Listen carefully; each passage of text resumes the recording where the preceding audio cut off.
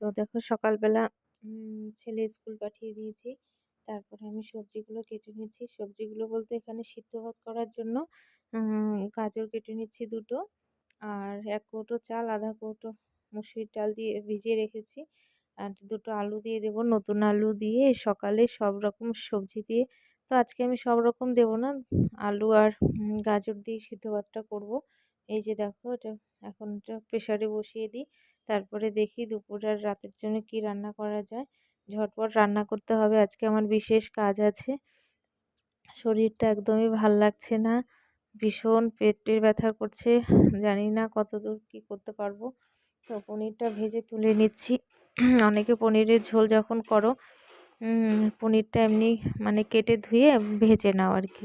তো এরকম না করে যদি একটু হালকা লবণ আর সামান্য হলুদ মেখে পনির ভেজে তারপরে উষ্ণ গরম জলে ভিজিয়ে রাখো, মানে ভাজা পনিরটা যদি গরম জলে তুলে রাখা যায়, যতটা পরিমাণ আমি ঝোল দেব সেটার আন্দাজ করে, তো খুব ভালো হয় খেতে, টেস্টি হয়।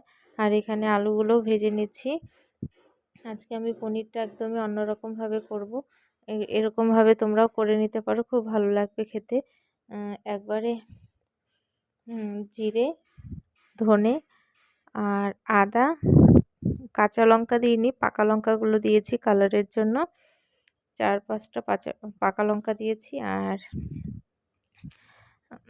হচ্ছে ৬-৭টা বাদাম দিয়েছি আর কি বাটা, কাজু বাটা, মানে আলাদা করে দিইনি, আমি সবগুলো একসাথে মিক্সচার গ্রাইন্ডারে পেস্ট করে নেব।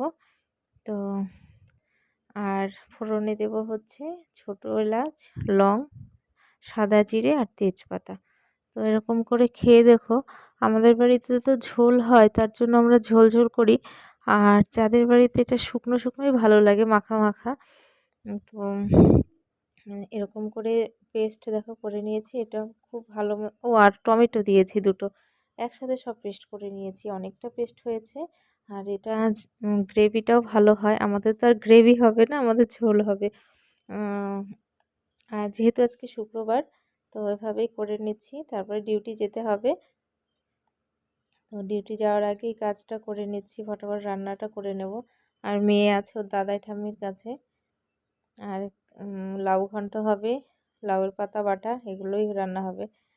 ইউটিউবে ছাড়লি তো আগে বুঝিয়েছি তুই এটা ভিডিও করতেছি না। তো আমরা এত সুন্দর একটা জায়গায় এসেছি দেখো, খুব সুন্দর আমাদের এখানে চা বাগান। আর আমরা কাজে এসে তারপরে আমরা ঘুরু ঘুরু করছি। আর আমাদের টিফিন খাওয়ালো হচ্ছে বিরিয়ানি, বাস। এই যে স্কুলে আমাদের ট্রেনিং ছিল আজকে। তো সন্ধ্যাবেলা বাড়িতে এসছি না, আমার আর ভালো লাগছে না, এত মাথা ব্যথা করছে আজকে। আর ৩-৪ কিলোমিটার মতো হেঁটে বাড়িতে এসছি।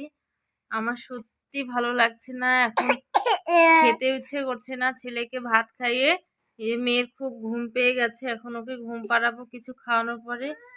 আমার কোমর টোমর ভীষণ ব্যথা, তার চেয়ে বড় কথা আমার খুব মাথা ব্যথা করছে, মানে তাকানো যাচ্ছে না। মানে অন্য সময় হলে কখন ঘুমিয়ে পড়তাম, কিন্তু বাচ্চাকে রেখে তো আর ঘুমোতে পারবো না, আমার হাজার অসুবিধা হোক, ওকে ঘুম পাড়িয়ে তারপরে আমি ঘুমাবো। ছেলেকে পড়াতেও হবে, কি করবো বুঝতে পারছি না। সোমবার দিন ওর বাংলা পরীক্ষা আছে। তো আজকে না সেরকম ভাবে তোমাদের সাথে কিছুই দেখাতে পারিনি, যার জন্য জানি না কতদূর হবে ব্লগ। তো এখন ওর খাবারটা, যে সুজিটা বানিয়ে নিয়ে এসেছি যেখানে, এখন ওকে খাওয়াবো, খাইয়ে তারপরে ঘুম পাড়াবো।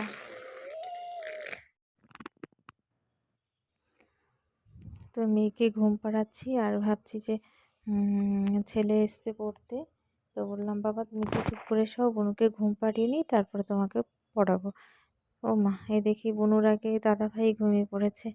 তো আজকে আর বেশি কিছু তোমাদের সাথে শেয়ার করতে পারিনি, কারণ আমার আজকে শরীরটা ভীষণ খারাপ লাগছে। অনেকটা দূর হেঁটে বাড়িতে এসেছি, ৩-৪ কিলোমিটার। একদম পেট ব্যথা করছে, প্রচণ্ড মাথা ব্যথা করছে। তো আজকের মতো এ পর্যন্তই। সবাই ভালো থেকো, সুস্থ থেকো।